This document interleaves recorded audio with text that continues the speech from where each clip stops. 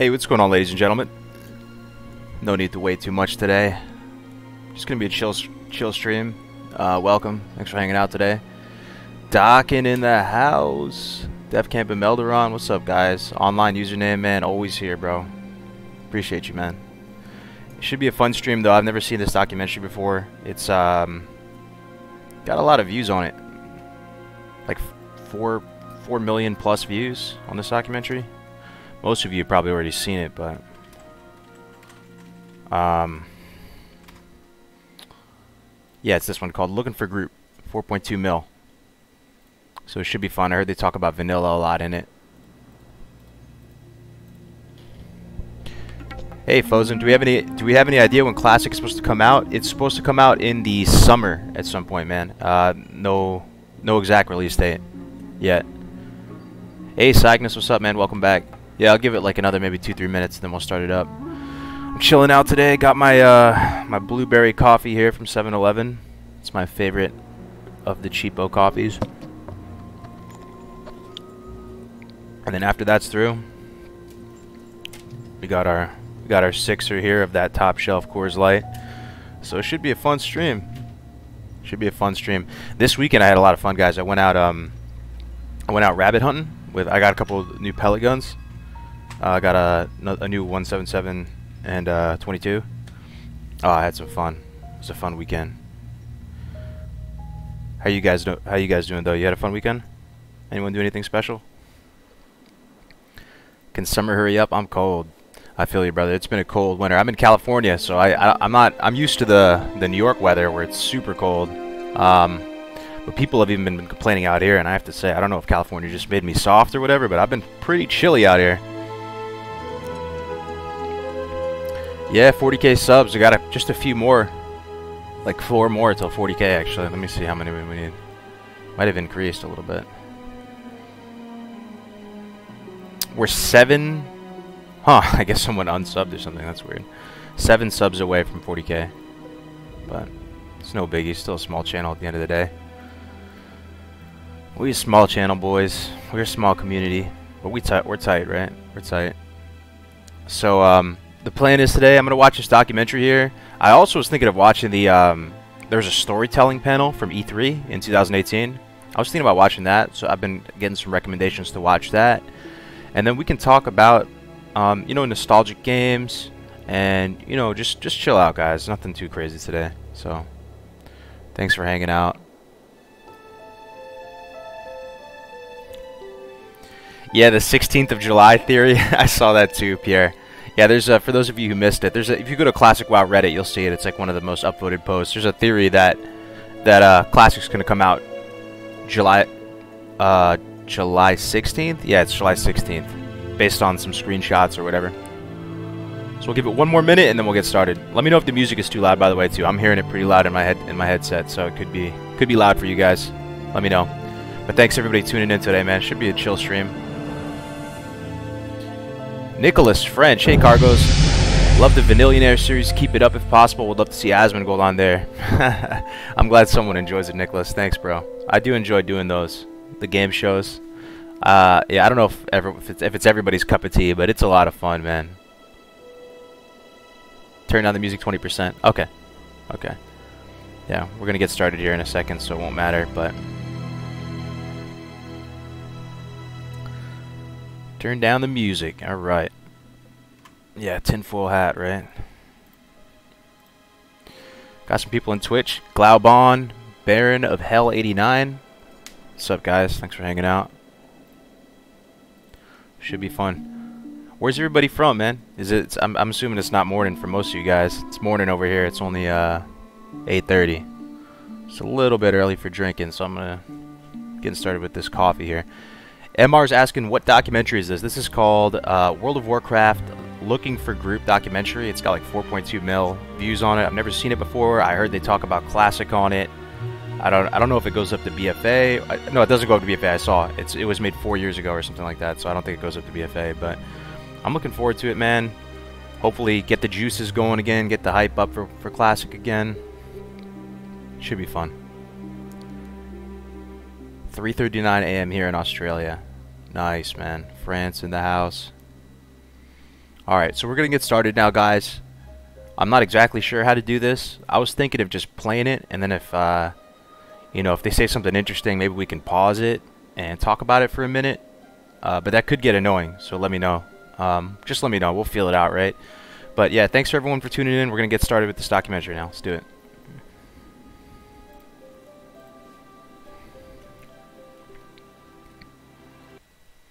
Alright.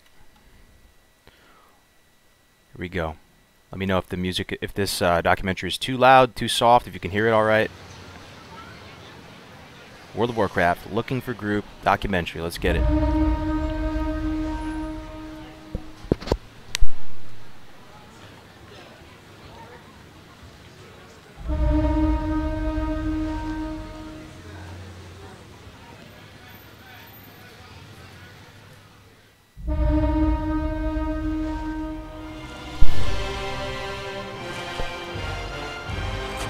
So this is Never be slaves. Wait, what? This is Draenor already? I thought they were starting their classic. But we will be conquerors.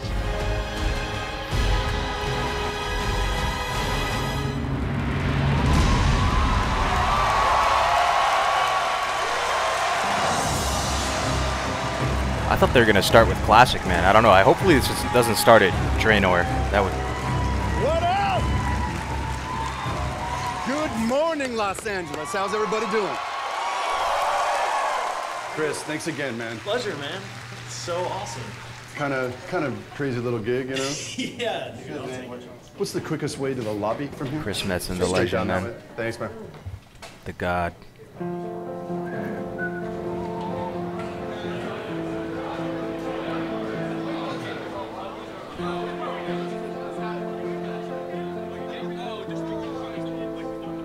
It's a hell of a thing to have grown up geek.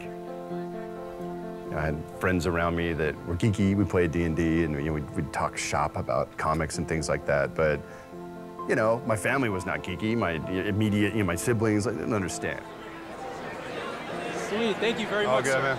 Good to meet you. What's your name? Eugene. Good Feels to meet good, you, man. man. What'd you think of that? It was awesome. It was great. Yeah, it was kind of kick-ass. Yeah, I love the way, like, Being called the rise of geek culture. As a lifelong card-carrying member of that group, I just kind of think everybody else is catching up. But what I do think is great about it is... How's the volume, by the way, chat? Put something in the chat whatever for me if you you're don't mind. passionate about, you know, whether you're a Star Wars fan or a Star Trek fan or a World of Warcraft fan or a Marvel fan, whatever it is, I think what we've started to see is people celebrating things that they believe in and they're passionate about. Literally tears in my eyes. It felt like it brought us back. I mean, the whole series. All I want to hear, man. Especially even the Lords of War thing. I'm just geeked I up. can't wait. Yeah. Can you send a picture?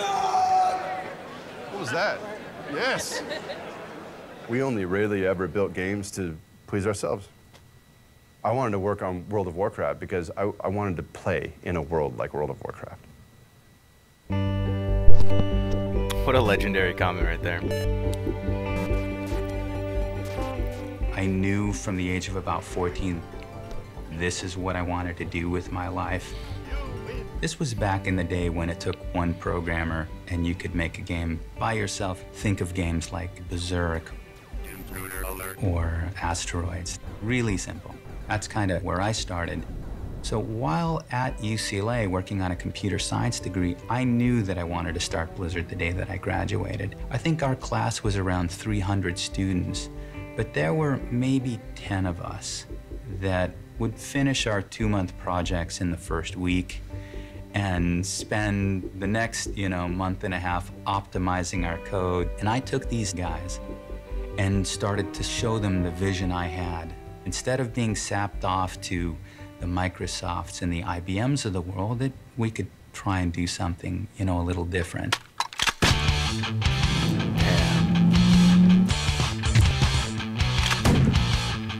Blizzard has been around for going on 24 years. When we Look started, at Mike a more development hype, dude. team could be 2.5 people. The experiences that we deliver to our players today require hundreds, arguably thousands of people. One of the things that Blizzard has always done so well over the years is take types of games that had previously appealed only to a narrow audience and make them accessible to a broader audience. They had done that with real-time strategy games. I want to go back at some point and play the original Warcraft. Action RPGs.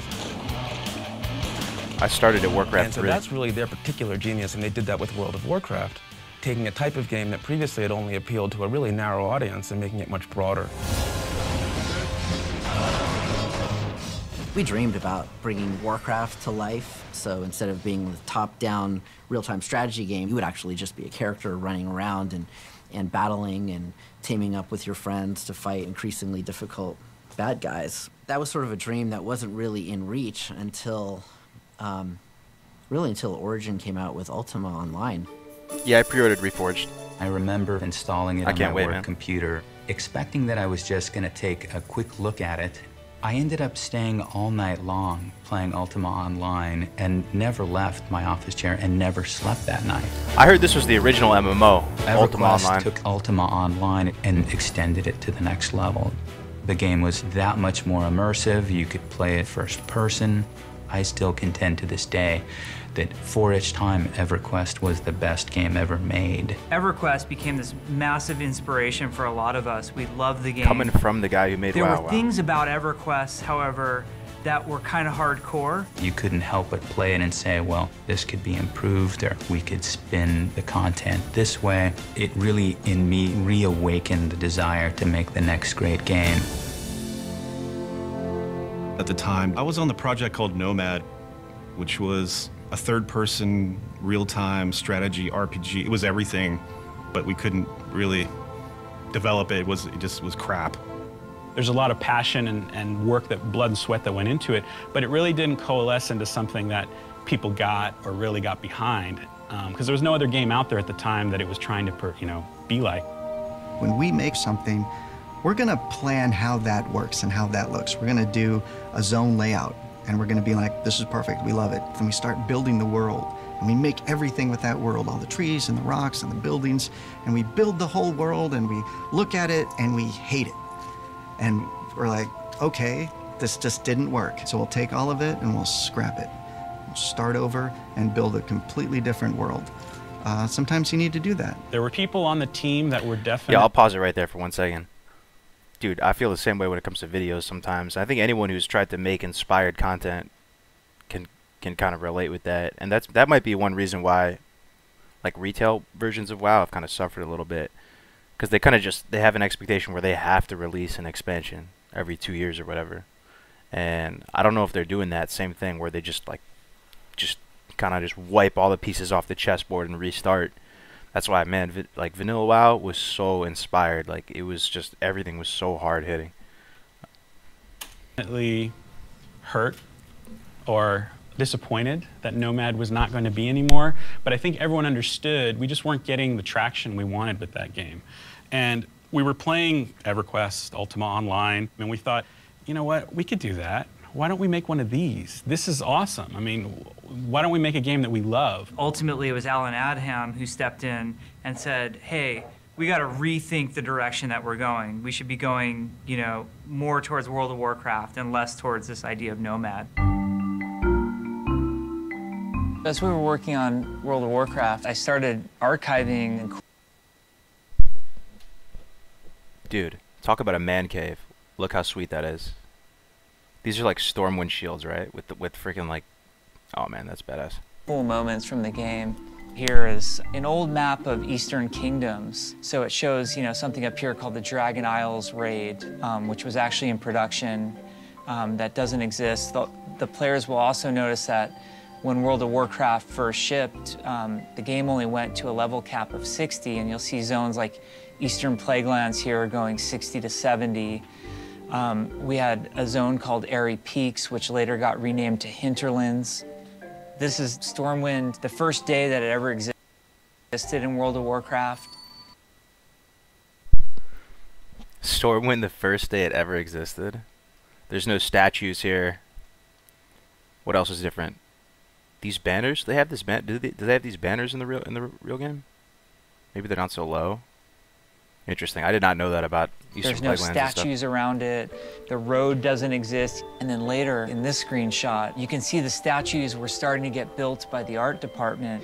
And when something comes into World of Warcraft, at first, if it doesn't have a texture on it, it shows up as completely green. So we had these giant green statues for some days sitting in Stormwind City. This was the moment that we placed Onyxia in the world. Later, we had some really great designers and artists work on this. As you can see, Onyxia looks totally different in this screenshot than she does today in World of Warcraft. An artist named Roman Kenny would later come in and make that model look like the beautiful model it is today. Alex Afrasiabi and Chris Metzen were the primary drivers behind the story of things like Onyxia. When I got hired at Blizzard, the computer stuff always really was very intimidating to me. So I started writing, and the boss kind of saw what I was doing and went, huh, you know, I think this kid has some potential. I've been working with Chris for a long time. You know, I mean, heck, you know, we were just college kids, got a job at Blizzard. Heck, next thing we know, we're getting paid to do art like crazy. I think that was one of the most exciting times about Blizzard, right? Is a lot of kids coming together, throwing out ideas, not knowing the rules, and just not even know if we're taking a risk. But we were so naive and so hungry, it didn't matter. We'll just chase it. All the artists, you know, we played Warcraft 1 and Warcraft 2, but we had all these questions about the world. So we bugged Chris so much. And he broke out these acrylic paints. We looked at him and we're like, what are you painting? And he painted a map of Azeroth on the wall. And it was just his way of saying, guys, this is the map of the world. He just did it. The mythological underpinnings. What a fucking of that legend, world, dude. it That's like wasn't something just out of a about bits movie, and man. bytes and wireframes. It started with words and ideas and feelings and people. I never in a million years dreamed that we'd build the bones of a world and the hills and trees and rivers. I don't think anybody had any idea, really, how many people or how much time it was going to take to make World of Warcraft. People started to realize, okay, if we're really going to hit these goals, we're going to have to add more people. So the team started to grow. By the time I... Dude, so this is the original WoW team right here. Let's take a look, man. Damn. That's looking like a pretty nerdy bunch right there. I'd put the, out of 10, man, they're about an 11 on the nerdy scale, but I love it. I love it, man. These are like Magic the Gathering players, D&D players. Man, look at this team. I came on board, the team was about 60 people, which at the time seemed big, right? At the time I was thinking, oh, 60 people, that's a really large team. I was coming from Ultima Online where we had about a 30-person team. We realized our estimate of doing 500 quests just isn't going to cut it. We're going to have to do like 5 times that for this game to be awesome. quests? We wanted to get everything into the game. There were many nights where many of us would be here 2 a.m., 3 a.m., 4 a.m. The longest we'd ever taken on a game was Warcraft 3, which I want to say was 3 years. The World of Warcraft took about 5 years by the time it went out the door. The weeks and months were going by like they were hours. I remember at the time... Hold up, 5 years. And the game came out in 2004. I'm no fucking scientist here, but that means they potentially started working on this game in '99? That's insane. It seemed impossible that we would actually be able to launch the game in a state that felt complete by the end of 2004. The 11th hour before the game shipped, we were getting in massive pieces of content like the Onyxia raid. We made Molten Core in 1 week, and the whole time, as we were even delivering on those pieces of content, we're thinking, this isn't enough, this isn't enough.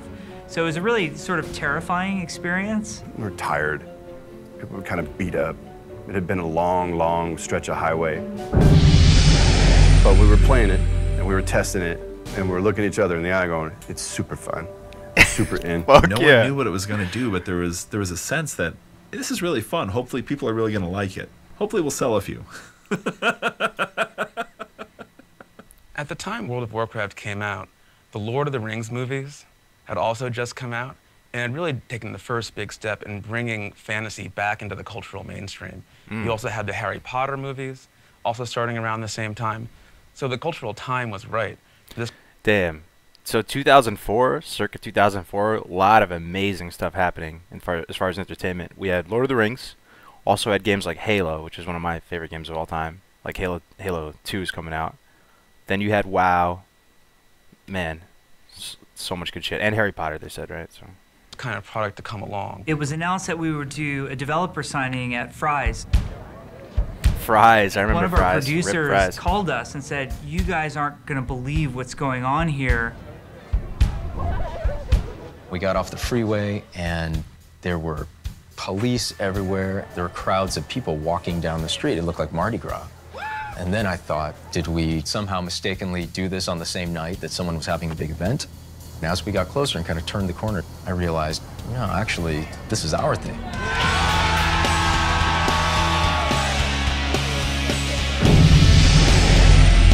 What do you mean they're here for us? Like, I thought a couple people would show up to get their boxes signed, not 6,000. Dude, I wish I was there, man. Showed up. I wish I was there. Some people literally didn't know what was in the box. You know, it was just sort of a leap of faith of, you know, hey, I've played Blizzard games before. Warcraft was great. StarCraft was great. And this game's going to be awesome. So I just want to meet the people who are here. It was the most amazing experience. As a passionate Blizzard fan myself, I feel like I saw a lot of myself in the audience, right? I saw, you know, a community of gamers that was very much like the group of developers that were sitting on the opposite side of the table. We were there till 4 or 5 or 6 in the morning signing every single box that came through. Was anybody And there in that the was chat? The easy part. That sounds so One of the fun. things they felt really, really strongly about was not to sell more boxes of the game than we could support on our servers that we had at the time, because they didn't want people to have a bad experience where the servers were bogged down, you couldn't log in. And it turns out all of those boxes that we had projected to last for a couple of months sold out within a day or two. We had planned I to thought, have I thought that WoW had a slow start though. I joined a few months into it. I wasn't there during any of the launch stuff or anything like that. But he was saying that they sold out so fast. I always heard the opposite, that it took a little while for it to get going. But. million users within the first 12 months of the game. We had those first million users within like 3 or 4 months. As a passionate Blizzard fan myself, I feel like I Where the servers were bogged down, you couldn't log in. And it turns out all of those boxes that we had projected to last for a couple of months sold out within a day or two. We had planned to have 1 million users within the first 12 months of the game.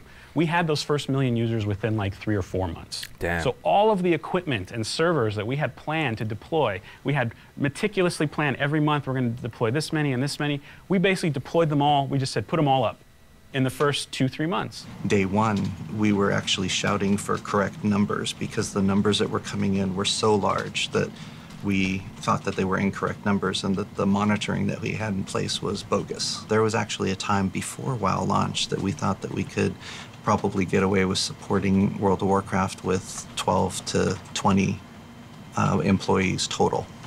And we were a little bit off the mark there. We went from a company of like 500 people to, you know, at one point we were over 5,000 people. Holy shit. Because of World of Warcraft. When I first came on, The time when WoW was their main focus and their biggest IP and the reason for all their success feels fucking good, man. to WoW. WoW had shipped about 6 months before that. There was this buzz and this energy and excitement and trepidation as well. It was like, okay, now what? It was truly amazing is how big a success it became. I think that caught everyone off guard. I mean, we all thought, okay, you know, hey, this thing could get 1 million players here. You know, I mean, this is really special. But when it went up to 5, 6, 8, 9, 10 million worldwide, it was just unbelievable. We live at a really interesting crossroads right now, where the games industry has grown so fast and so huge. But Warcraft, I think, is the daddy of them all. Come on, we have to finish the quest in Stonehaven. Warcraft is the daddy of them all. Man. But the games industry right now, I don't know what you guys think, but it's not in the greatest spot, man. We're kind of being like thrown back to the dark ages as far as the games industry. Maybe that's just in our own head. What do you guys think? Because all the AAA publishers are getting in hot water and stuff. There's like a big backlash against everything. I don't know. Stan! Hang on, guys. My dad wants something. Stan! What? You've been on your computer all weekend. Shouldn't you go out and socialize with your friends? I am socializing, Artard. I'm logged on to an MMORPG with people from all over the world and getting XP with my party using TeamSpeak. TeamSpeak, dude. I'm not an Artard. This role-playing game... Dude, you know that episode, Make Love Not Warcraft, was their #1 most I think to this day, the most successful episode they ever had.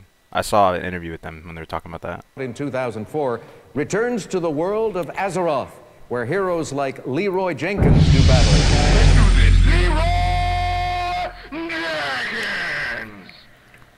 Oh my God, he just ran in. You could actually say that the Leroy Jenkins situation was one of the first great internet memes of any kind, and actually became a verb. Leroy means to rush headlong into a situation of extreme danger with no regard to the potential consequences. Is that true? Leroy is a verb because of World of Warcraft? No, dude, that's bullshit. Let me type this in. Define Leroy. Dictionary. Dude, there's no way that's an actual word. Maybe on like Urban Dictionary. There's no way that's like Merriam-Webster, dude. That is crazy. Shit. Into a situation of extreme danger with no regard to the potential consequences. Stick to the plan. Oh gee, Leroy, you were just stupid as hell. At least I have chicken. Once we started getting into pop culture, dude, I was actually crushed when I found out that was fake. I found out it was fake way after. Say, wow, we've done something pretty amazing here. I chose to race orc. Take me back, stream. Take me back. Because they're big and strong. Dwarves, all about, you know, the power. Just go straight for it. Rogue blood elf. Because first of all, it's horde, and I relate more to being a misfit who's misunderstood. Paladin was kind of the guy who was a lot of times saving the day, fighting for God and country. I could relate to that. I've always wanted to live in this fantasy world. I've always wanted to be a hero. I'm a warrior because just want to wield a big sword and be the guy leading the charge. I love gnomes. I think they're the technological core of the Alliance. I had a bunch of friends, like a gnome. They were all nervous. They said, we need someone to take axes to the face. I said, what the hell, man? I'll do it. That's who I am. Why else would you be anything but orc? They're beautiful. Hell yeah, man. Orc master is. Being a warrior is about just fighting with everything that you have. It's not World of Peacecraft. It's World of Warcraft, baby. I played a human priest. She may just be a character, but she brought me out of my shell. I was like, okay, what is the least amount of clothes I can wear in this game? Ooh, so I obviously became a Blood Elf Paladin. The reason I picked Undead is because I wanted the ugliest race. I have a little 90s shaman, and its name is Dyslexic. I named it Dyslexic because I myself am dyslexic, so dyslexic I have to wear 2 different colored shoes to tell my left and rights. I've been playing human paladins since I was 12 years old, and I don't see any reason to change that up now. Justice ain't gonna dispense itself. I've always been drawn to elves. Yo, so far, Chris Metzen is just more of a fucking legend in my mind after watching this. I didn't realize, like, how core he was to this. I don't know if you guys are getting the sense of that, but he's, like, in the fucking boardroom picking up, you know, acrylic paints and drawing on the wall. That's like some fucking Rain Man, like, movie stuff right there, man. It's... Dude, R.I.P. Chris elves that I just really like, and the blood elves in particular have this fascinating story because they're survivors. And when I started playing, I had just suffered a terrible accident. Every doctor that I met said that I should either be dead or paralyzed. So I had a neck brace on, and I was banished to life in a couch. I started the game, and I played a blood elf. And as I was questing, I found a lady's necklace. I had to return the necklace to Lady Sylvanas Windbreaker. I know that quest. She's the leader of the undead. And she takes the necklace, she throws it down, and all of a sudden she starts singing. The more I got into her story, it changed my perspective. You see how much she suffered to get her body back. And for me, having lost my body, that was a story that really, really resonated. It meant a lot to me, and her story helped me heal. There are so many players of our game who talk about it the same way they would speak of Justice their ain't gonna favorite summer dispense vacation with itself. their family, or meeting their significant other and their first date, and their song that was playing on the radio when they realized they were falling in love. And that sort of thing happens in the game all the time.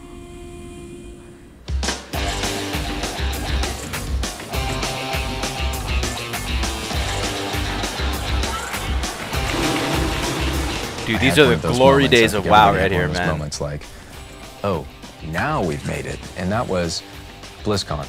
We put the announcement for BlizzCon into the World of Warcraft launcher, and it sold out within like a day. One of my favorite moments, BlizzCon had not opened yet, and there's just this sea of people at the Anaheim Convention Center waiting for the doors to open. I'm going up the escalator, and as I'm getting to the top, I just yell, "For the Horde!" And the whole audience lights up. For the Horde! For the Horde! You hear, "For the Alliance! For the Alliance! Go for the..." And they just start, you know, raging on each other. How cool is that? It's overwhelming and humbling to us when we go to these events like BlizzCon. Doing it is as important for us as it is for the players, and it recharges all of the Blizzard team members' geek batteries. Seeing all of these people here just to see World of Warcraft and realizing this is something special. Link auction houses in every major city. This is these people's lives. I mean, some of these people came from all over. What do you guys think about linked auction houses? I heard a video a few months, that was like a year ago at this point, where they're talking about unlinked auction houses and how it actually might be better for the game. Real quick, sorry to pause it like this, but what do you guys think about unlinked auction houses? I think it kind of might make stuff harder to get and increase the difficulty level of the game, right? It might be interesting. You'd like them divided, Cygnus? Do you like them linked, or would you want them... Yeah, no changes, fuck it, no changes. Over the country, all over the world, to come together to meet some of these players that they've met in the game. It was just a blast, and we've been doing it almost every year since. You do have a fan base that is not only dedicated to this world, but they're passionate about it, they're opinionated about it. Falstad Wildhammer red shirt guy, dude. On the Council of Three Hammers, but it's not in the game at all. What happened to him? God, dude. Isn't Falstad dead? From Day of the Dragon? He survived, and in fact, he was the leader of Airy Peak and Vanilla. I fucking bow down to red shirt guy, dude. The legend. Right, of course. Right. Yeah, Alex, what's up with that? Thanks for pointing that out. We're gonna get that fixed. Thank you. Bet. Drop the mic. Blizzard has taken the time to really speak to their players. They have people on the ground. I get feedback from hundreds of players who are oftentimes in my guild and say, "Hey, this doesn't work here. Oh, if you go to this section here," and we were pretty sure that's invaluable for Blizzard because we're able to say, "Hey, as a unified front, this is great. This needs some work." WoW fans don't mess around. I mean, they take World of Warcraft seriously. We always say there's kind of two main characters of World of Warcraft. There's the player and the world. WoW just has that loving community that it's always there to support you, always there to help. The one thing that keeps me playing and keeps me coming back would have to be the people that I've met there. It's just an awesome place to belong. My youngest son was diagnosed. Yo, honestly, all right, that's a bad frame to stop it at. I want to pause it real quick there. So they said that there's two players in the world, or whatever. They're talking about the player and the world. Man, I'm still thinking about that. They kind of cared for the world, right? And classic WoW kind of made you feel like the world was going to keep on going with or without you, whereas opposed to in like some of the more modern expansions, it feels like you're the fucking mover and shaker of the world. And it's almost like they sacrifice the health of the world to make everything perfect for the player, and that throws it out of balance. Pretty sure that's invaluable for Blizzard because we're able to say, "Hey, as a unified front, this is great. This needs some work." WoW fans don't mess around. I mean, they take World of Warcraft seriously. We always say there's kind of two main characters of World of Warcraft. There's the player and the world. WoW just has that loving community that it's always there to support you, always there to help. The one thing that keeps me playing and keeps me coming back would have to be the people that I've met there. It's just an awesome place to belong. My youngest son was diagnosed with leukemia, and the community helped us get through it, so thank you. My mom's actually handicapped. She has MS. It was a really awesome way for my mom to feel like she could get out and really experience the world. As a veteran, for myself, it gives me a second home. I made tons of friends in the game. I've made many different friends. This guy might be the nerdiest. Much love to him, dude. But I'm telling, this guy may be the nerdiest dude I've ever seen in my life. For whatever that's worth. But I think he's trying to go for that look, dude. He's like shaving his hair intentionally like that. But that dude reminds me of the South Park guy, dude. That South Park fat guy. Oh my god. Speaking of which, what's up, dude? How are you? I know you're on camera. I'm in costume. He's got like a fucking You know the mullet, You know the South Park episode of World of Warcraft? Oh, he's going. Okay. All right, I got you. Yeah. The most meaningful relationship that I've developed thanks to World of Warcraft has got to be my marriage. One thing led to another. A couple years later, we're married with 2 children. 我是被朋友拉去玩的，可是很高兴能够在魔兽世界里面认识现在的老公，就是他。Meeting my boyfriend Jackson or Bajira. Oh, muscle and metal, baby. You guys provided a medium for us to meet when we were states away. She server transferred IRL so that we could work on establishing a garrison together. My wife is somebody that I met in World of Warcraft. We started to play together more and more often, and you know, eventually we started dating, and the rest is history. It's the community, it's the people that I play with. We have so much fun. These people have become my family. I've never seen a game be this powerful. AQ baby, 1.9. It's funny, you don't realize your limitations when you don't know. And that was really one of those moments where I just had no idea what I was getting myself into. The opening of the gates of Encourage was really a huge moment in Warcraft history. It's interesting because it isn't one that we've really repeated, yet it has such great kind of historic value. We wanted to capture a lot of what we had seen in EverQuest or Ultima Online with these major events where one person on the server could be, you know, the hero for a day. The whole server would come together, or would have to come together, to unlock this dungeon in this raid.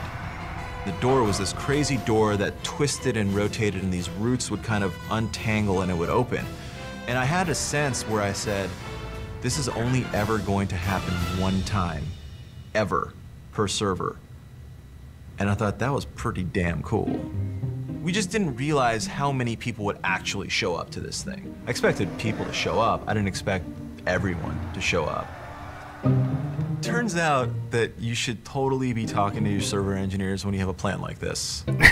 Focusing all of that in one area. Dude, that was epic, man. They weren't scared of making like hard decisions, you know, just I don't know, man. That was epic. I do remember that back in the day. Because at that point we had CPUs max, we had databases max out. It is an event that actually a lot of players kind of look back to and say, this was really, really cool, but it was very, very stupid.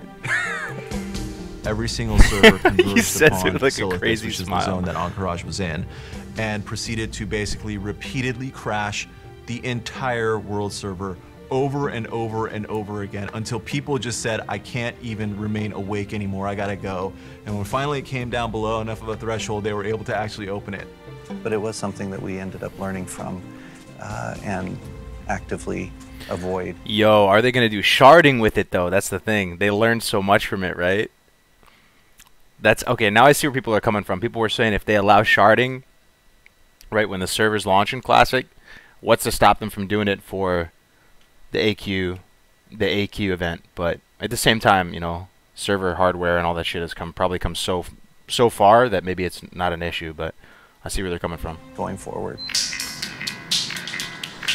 This is one of our US data centers. We have 17 worldwide, and this is where we host World of Warcraft. All of the data for your characters, the world that you interact in, is all contained in the data centers.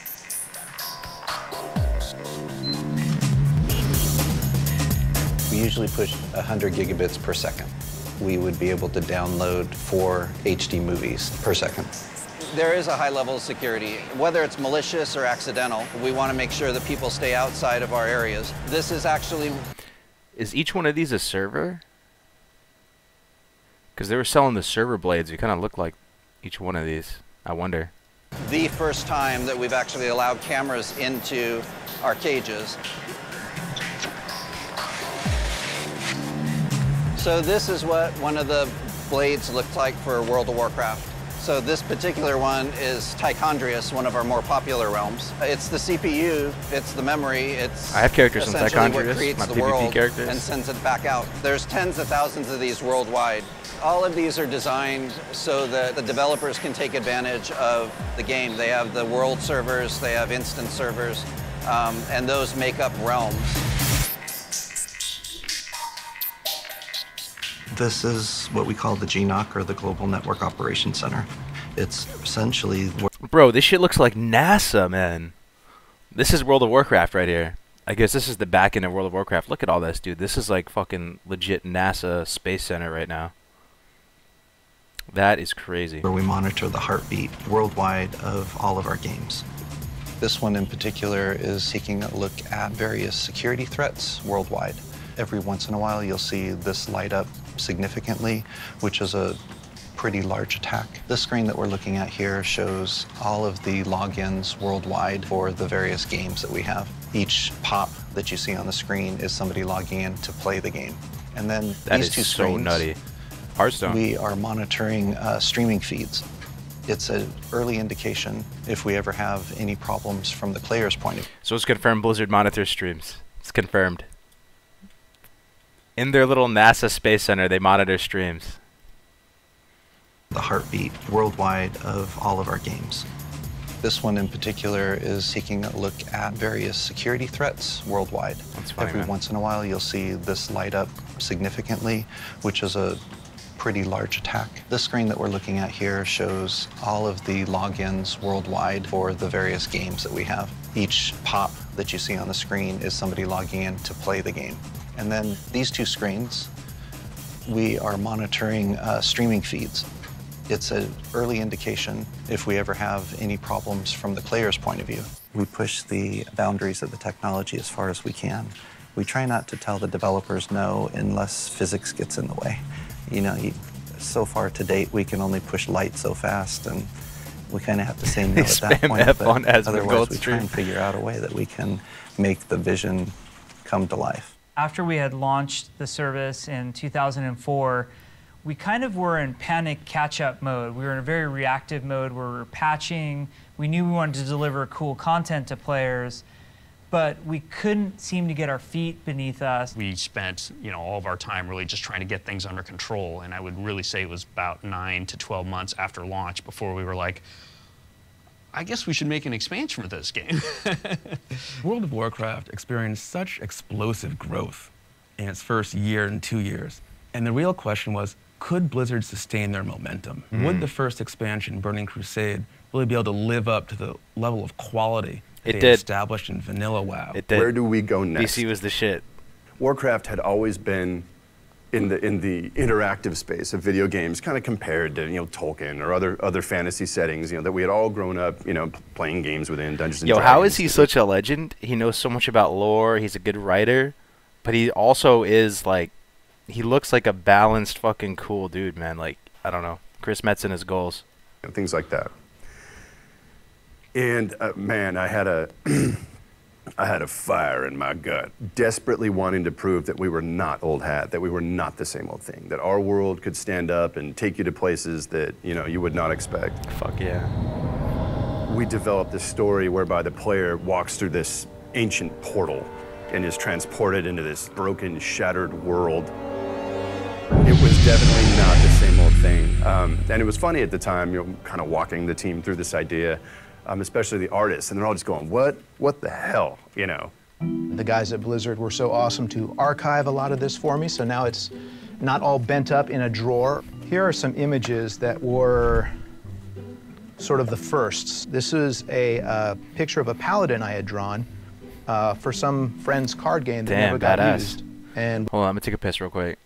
What do you guys think of this documentary so far? So far, dude, the quality is incredible, dude. I could watch this literally all day. This is sweet. Be right back. 1 second.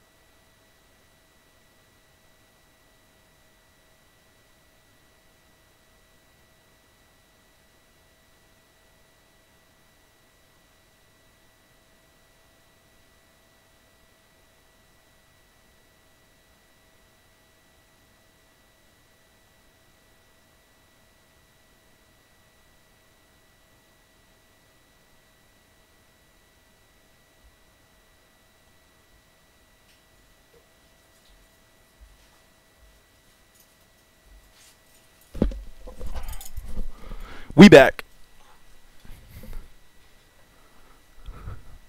We ended up using this in Warcraft. It's very good. As yeah, dude. Our paladin Uther. No, I'm not balding, bro. I have Notice like no his hair. eyes are covered. He's blind, but he's carrying the Book of Honor and Virtue. Well, we didn't want a blind paladin because he's supposed to run around with a warhammer, right? So we took the mask off of the paladin, and what I did was... Real quick, people keep saying I'm fucking balding, dude. I'll take my hat off real quick so you guys can see. Just got a normal hair, bro. So regular dude. All right. Put it on this character here. Got hat hair though. Who was my inspiration for Illidan. And this was the very first Illidan picture that was done back in 2000. He had carved out his eyes to have the demonics, sense the demons. He used demonic energy against the demons. This was back when Illidan was somewhat of a good guy.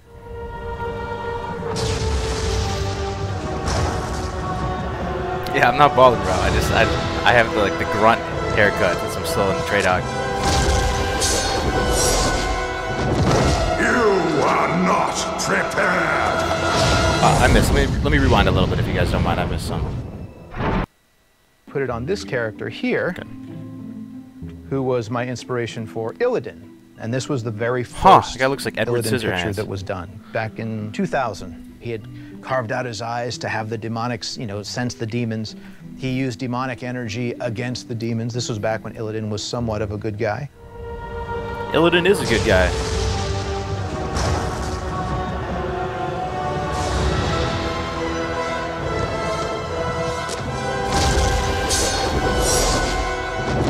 You are not prepared.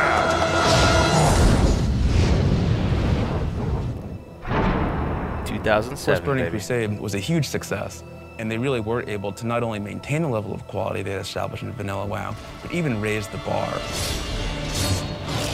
I look back on that first expansion, I believe it did exactly what I hoped it would do.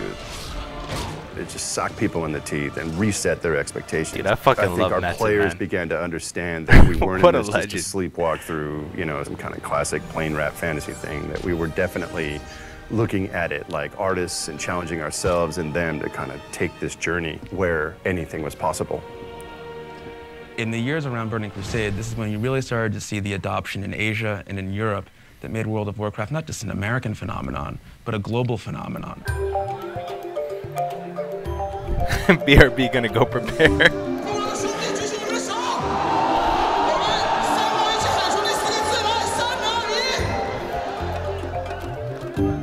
就是觉得，不仅是玩游戏吧，还可以有交到很多朋友，就不仅是游戏里面的朋友，就是已经可以延伸到你的现实生活中了。然后我觉得还蛮好的。The beautiful thing about a game like World of Warcraft is that it crosses cultures very well. In China, for example, internet cafes are so popular. It's always been a one-child policy. Kids, they don't have siblings, so then they need to go to a place where they can get that social interaction. It's an experience. You sit down and you play games with your friends, and everybody's, screaming and playing. 为了部落，为了联盟，为了部落，我们联盟是高贵的，所以为了联盟。 It's really a social experience. 魔兽世界，耶！ I'm not sure That's how you that see we World of Warcraft in necessarily Chinese, I guess. realized we would have the global reach that we ended up with.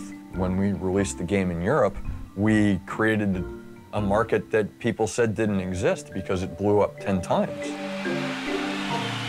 I really like hardcore raiding. I played Druid, didn't fit me, Paladin, perfect. I made a guild and This is already like past its prime though, right? Look, Hearthstone is out, clearly. This is probably like what, Draenor? I mean, this was already, the ship had kind of sailed at this point. I don't know when this is, but... There were loads of people from across the UK and Europe. At the end of the day, the beauty of yeah, the game, this is like Draenor. What was the turning point for you guys? When did it start to decline? It kind of was up and to the right, up and to the right, up and to the right. I think it peaked out at like Lich King, probably midway through Lich King or something, and then that was the tip of the iceberg, and then it started declining. like World of Warcraft, is that you are connecting everyone together, so you are kind of diminishing, the cultural differences between the different people. That became the fascinating lesson to us, was Trial of the Crusader. Similar players were regardless of where they were globally, Once they were living in the world of Azeroth, they were just sort of citizens of Warcraft. The most memorable moment I've had playing World of Warcraft came when I was playing TBC the Warlock. I was headed into Ironforge for the very first time. The first time I ever went through the gates of Orgrimmar. I was walking up the path, guarded by dwarves on either side, entering this massive doorway that was carved into the side of a mountain. Fuck yeah. As soon as I walked through those gates and the drums kicked in and the music changed and I saw an entire city to Dude, that's explore, retail I knew I was bro. hooked. Nagrand. It's just rolling hills, and you can look off into the distance, and then this giant elephant just walked right past me, and it was the way they make it feel like a real world that is my favorite thing about World of Warcraft. Watching the sunrise, any sunrise. You guys know where this is? I love how we're such nerds at this point. Drums kicked in and the music changed and I saw an Where is entire this? city to explore. Little quiz for you guys. I knew I was hooked. I know where this Nagrand. is. Get ready. It's just rolling hills, and you can look off into the distance, and then this giant elephant just walked right past me, and it was the way they make it feel like a real world that is my favorite thing about World of Warcraft. Watching. Where is this? Where is this, chat? Little quiz for you. Nah, dude, that's not Westfall, fam. Someone nailed it. Wab away. It's wetlands. Yeah, it's wetlands. The sunrise, any sunrise. And the Remember that reason quest for where you that go is under and you have to something get that we did shit? differently. We have a real-time clock. We call it time is time. Time is part of a person's sense of immersion. It's subtle but important. In Northrend, there's an area where the Forsaken buildings are. It's in this kind of snowy, moody area, and the light is really, really nice at around 5 p.m. The only time you see a sunrise in World of Warcraft is if you're up during sunrise. So they're rare and unique and beautiful. I don't know why they got rid of the weather effects, though. So, you know, for a period of time, they got rid of weather effects. That killed me, man. Just the nice, soft rain coming down. I really enjoyed that. They put them back in recently. But for a while, it didn't have weather effects, which was, I don't know. That was a mistake. Playing this game had to have been in BC when I was a rogue and got server first dual warglaives. Those were good times. I'm sure that was fun. It's good being a nerd, isn't it? We decided to have a hot tub party in one of the moon wells in Duskwood. The moment at the Wrathgate where you pick up Bolvar's shield. I almost shed a tear because after picking up the shield and everybody else saluted. I go on the forums and I make a post saying, "We are raiding Heroic Halion on Monday, October 11th. If you have work, call out sick. If you have plans, cancel them." And that night, we killed him. My God, the nerd screams were amazing. Probably my most memorable moment in game had to have been our first takedown of the Lich King. My son, legendary the day you were born, the very forests of Lordaeron whispered the name Arthas. Defeating Arthas, aka the Lich King. Arthas, I think it's just legendary. To see him go down was like nothing I've experienced in a video game. I remember screaming and yelling with my friends on Skype so loud that the neighbors started banging on the walls. Finally getting him down was the kind of euphoric excitement. Dude, my first Lich King down was with an all-Japanese guild. It was so random. My best friend, Michi, he had a guild called... I'm trying to remember what it was called. It was called... man, it was some weird acronym, but... Man, they were screaming in Japanese at the top of their fucking lungs. It was awesome. The celebration that...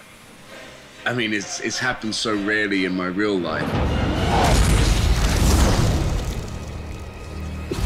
Trying to figure out what the next thing for after Burning Crusade was going to be was an interesting process. We knew that we were going to fight the Lich King. We knew we wanted to make the Lich King a much more prominent figure in our storytelling. We wanted to have two zones that players funneled into for Alliance and Horde, not just the one go through the Dark Portal kind of moment.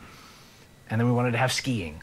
We're gonna have all this snow. We're gonna have all these mountains. Skiing. That's gonna be a feature. We still do not have skiing in World of Warcraft, but that was an idea at one point. I think one of the things that Blizzard did in Wrath of the Lich King that they hadn't done before was really take their storytelling to another level. J. Alon, correct? Including in-game cinematics, like the Wrathgate sequence. that really brought the players into the story in a way they hadn't before. Blizzard has actually been on the forefront of game cinematics pretty much as long as they've existed. Blizzard cinematics did inspire me greatly from my very, very the best child days, which they hate when I say that here because I'm about 13 years younger than most of the guys who were doing this at that time. So I was like, oh yeah, Warcraft 2, I loved playing that when I was 13. And they just all go, ah. Yo, real quick, even Diablo 2, when I played Diablo 2 again recently, so right after the demo, for a couple weeks I was playing Warcraft 3 and Diablo 2. I was playing them again, just kind of for nostalgic reasons. And Warcraft 3 was totally playable. You know, it was awesome. It was kind of a little bit cartoony, like, wow, totally playable, was not weird at all. Diablo 2 felt a little dated to me, but the cinematics in Diablo 2 were so good. Art and the way people respond to the game that we've created and how it inspires them towards their own creative outlets is inspiring to us. I remember the first time after the game had been out for a few weeks or a few months, people were video capturing their footage while playing it and editing it together, creating movies that took the established storyline to the next level. And I think that was really interesting that this game, this entertainment experience, turned into sort of a creative medium and an outlet for other people. The first machinima experience that I saw online that totally took me by surprise was Return, done by Taryn Gregory. Home.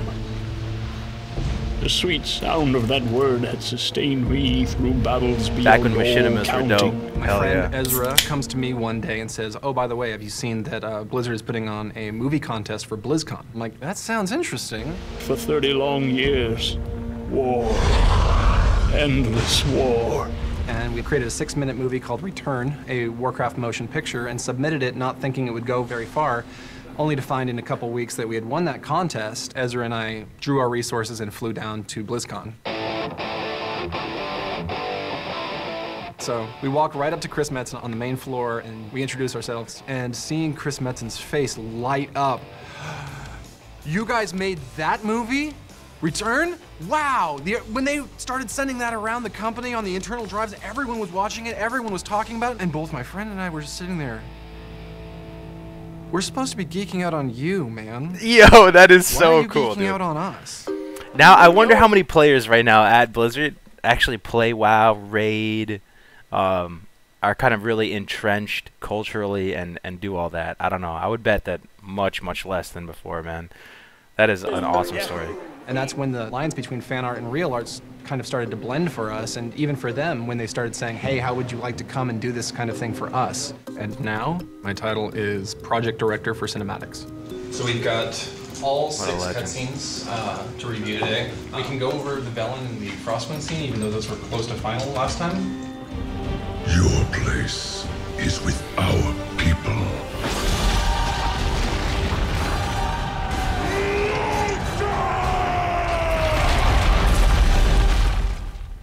Most players may or may not recognize major franchise characters, you know, Thrall and Arthas and King Varian. Depending on the faction that you're on, you know, you may or may not have ever interacted with those, you know, very popular characters. But the one thing that unites all players is the land. The world itself is probably the key character.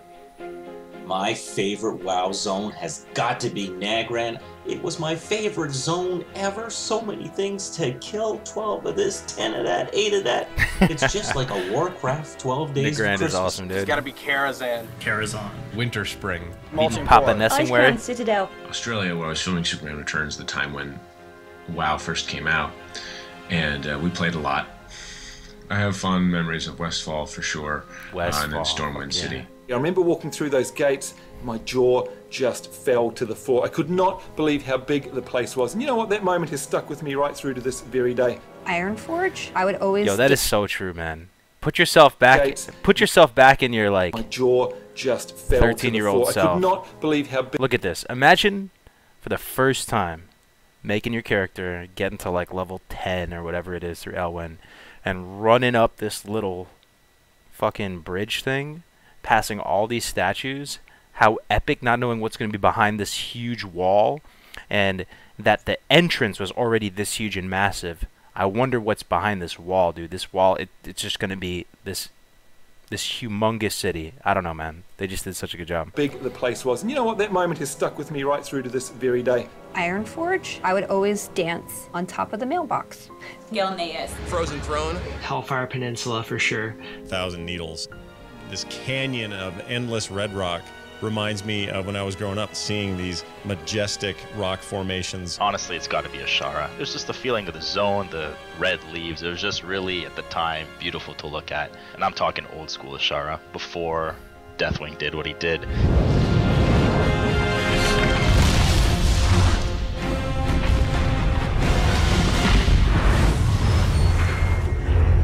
Cataclysm, man. Beginning of the end, boys. The craziest thing about this franchise is that the world itself is probably the most key character. I mean, that's crazy, right? It's very, very cool. So the powerful idea with Cataclysm was, what if we imperiled the world you know? Chris is like, I want to break everything. And I remember thinking like, dude, like what? Like, is this the end of Warcraft, right? And you know, he's pitching the idea and everyone's kind of like got this like, really? Like, the game's doing really good, you want to break it? And they said, we want to have this big moment, this big event, where the players log out and log back in, and the world is all different. Man, I don't know how I feel about that. I mean, I really like love and respect Chris Metzen, dude. That's weird to hear that was his brainchild, you know, to destroy the world and rebuild it. I mean, he knows the game better than some lowly peasant like myself, but that is pretty interesting. You know, the game was getting more dated at this time. It had already been out for a ton of years when Cataclysm came out, and they're looking to put a new fresh coat of paint on the world. I suspect that some of the main things that were wrong with the game weren't even related to the world being destroyed, though. I don't know what you guys think. I don't know if the world being destroyed was the major game breaker for me. It was more of like the actual gameplay, how fun it was, and you know, itemization and stuff like that. That was probably the scariest thing. Good concept, wrong implementation. Well said, Waba. Well said, bro. We didn't quite know the extent of our madness. Yeah, gameplay was bad. I realized, like, holy shit, like, what are we gonna do? Like, how are we gonna even do this? My team and I sat down and we did 48 hours of analysis of all of our data and tried to figure out if we could make this effect happen. And we came back with a definite maybe. That was one of the more complicated things that we've ever done in the history of WoW. Incredibly complicated from an engineering perspective, from a patch delivery perspective. Starting to see more Jay on Bragg. A way to deliver two versions of the world. So you're standing somewhere in Kalimdor and you log out and you log back in and the world was destroyed.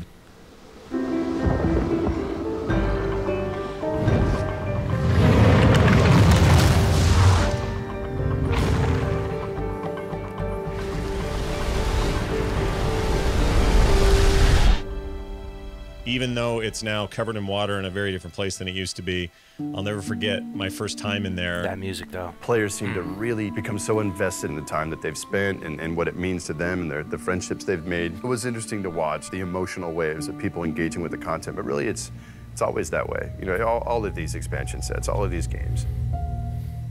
I think with any product like this, both the creators and the players mature and grow together. And you see that in the kinds of stories that they like to tell to one another. When he was 3 years old, I put him on WoW and he played an undead, remember that? Yeah, I got to level, I think 10 or 11. And his favorite part was making the campfire, remember that? Yeah, I don't remember how we have to Dude, go back my kids and are figure playing it out. WoW. I'm gonna bring them up on WoW. What's your favorite part, Connor, about playing the Warlock? Summoning demons. That's good. That's what I need to teach my son. Our whole family plays, except for my 5-year-old daughter. We haven't let her summon demons yet. We're waiting on that one. So, thanks so much, guys. We might do that tomorrow. I'm gonna ask him to do that. What a cool dad, dude. What a fucking cool dad. Look at them. They're clearly pretty successful, you know, nice. Big lot, raising their kids, you know, playing World of Warcraft, stuff like that. That is so goals, man. I think with Mists of Pandaria, they were taking a slightly different approach where it wasn't just about defeating one big bad guy. It was about really exploring a whole new culture. Oh no, dude, the pandas, the fucking Asian pandas, bro. themes, very different. The storytelling was much more philosophical. Why do we fight? Ah, dude, I know pandas were a part of Warcraft since Warcraft 3 and stuff. I don't know, man. Okay, so in hindsight, it's probably the expansion that I thought the least of going into, but it ended up enjoying more than I expected. I don't know what you guys thought, but I did kind of enjoy Mop. It kind of took me by surprise that I would enjoy it. But the initial kind of pitch of it, when they came out with the trailer and stuff, man, this was one of the first turning points in my mind where I was like, dude, Warcraft is becoming a fucking meme, dude. They don't give a shit anymore. I don't know. For my kind, the true question is. And aren't they the least played race right now? I'm pretty sure they're the least played race, Pandaren. I don't know if anyone plays retail. Is worth fighting for.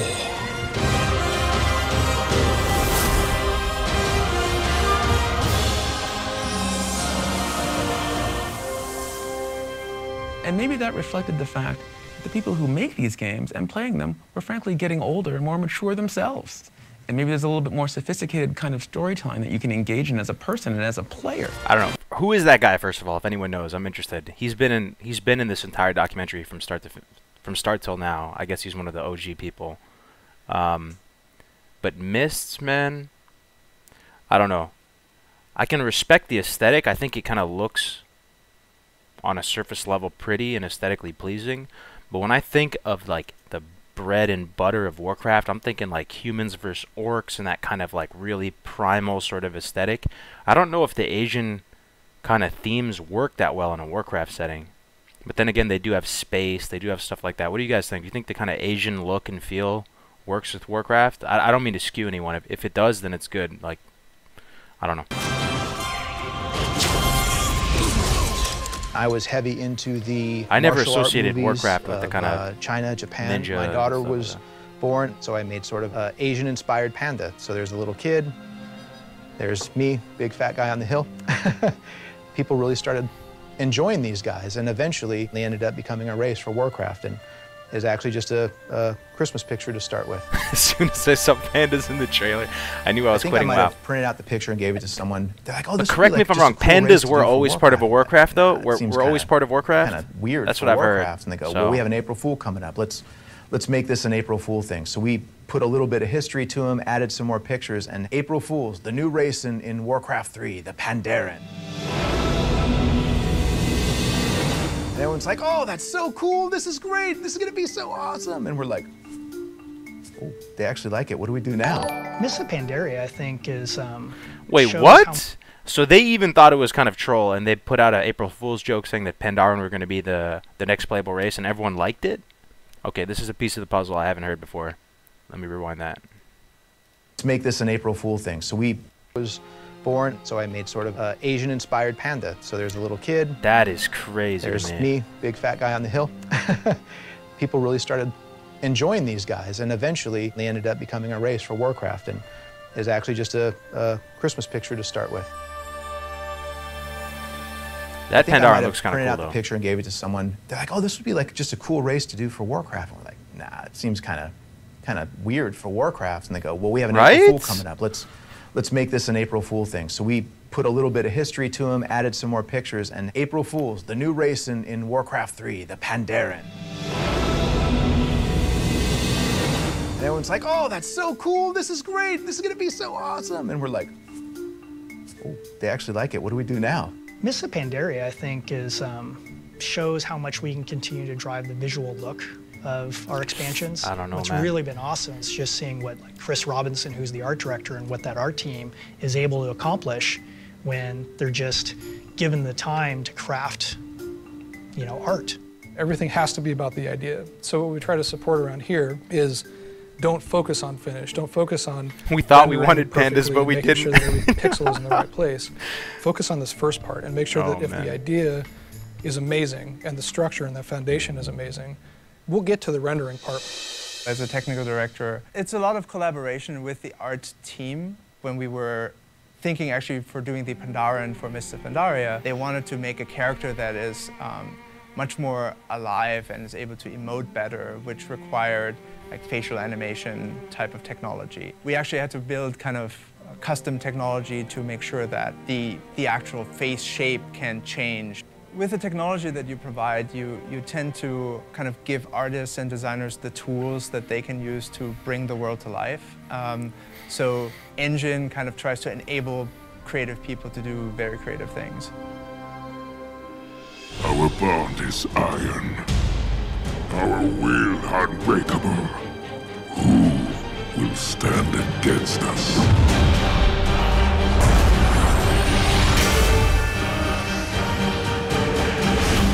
Every new expansion, we are trying to push our storyline forward. Eon, is this his first appearance in the whole documentary? Experiences that you've never been able to have before. You know, in Warlords of Draenor, we're saying, I think it is, hey, dude. You wanted to build a base in the world, maybe. Your interest in Blizzard franchises harkens all the way back 20 years ago. Well, now you can have a little bit of that flavor in your World of Warcraft also. Wouldn't it be cool if we went back to Draenor before it was Outland? What if we were able to encounter these warlords? I love how as the documentary is progressing, you're starting to see more J. Allen Brack, more Eon, dude, less Metzen, less of the OGs, and now it's, all right, interesting thing to know. We've heard about in Warcraft 1 and Warcraft 2 and these stories in Warcraft 3, but have never actually played with in World of Warcraft. One of the things I really love about Warlords of Draenor is that it gives us the chance to kind of go back to a place and an era in the history of the world that no one's seen. And what comes with that is, you know, the super nerdy, you know, kind of layerings of like, whoa, you're gonna break the timeline. We can't go back in the past. It's like Marty and Doc and the time machine. We're gonna break it all and my parents are never gonna meet, and what are you doing? Bro, that is a big thing for me. When franchises start messing with the timelines, I think they call it retconning. I don't really know the exact term. Maybe that could be an incorrect use of the term. But I always hear people talk about retconning. When you start breaking the timeline and start like making alternate dimensions and putting people back, I do think that's kind of the beginning of the end, man. I don't know. What do you guys think, man? When they start fucking with the timeline and they're like, all right, now we're like warping the universe and now you're like back in time. That to me, like when you watch movies, when you play WoW, even when you listen to music, you kind of have to like buy into the music, or whatever. You have to suspend reality. And when they start fucking with timelines, dude, it's harder for me to suspend reality. It feels more like man-made and less of a real thing.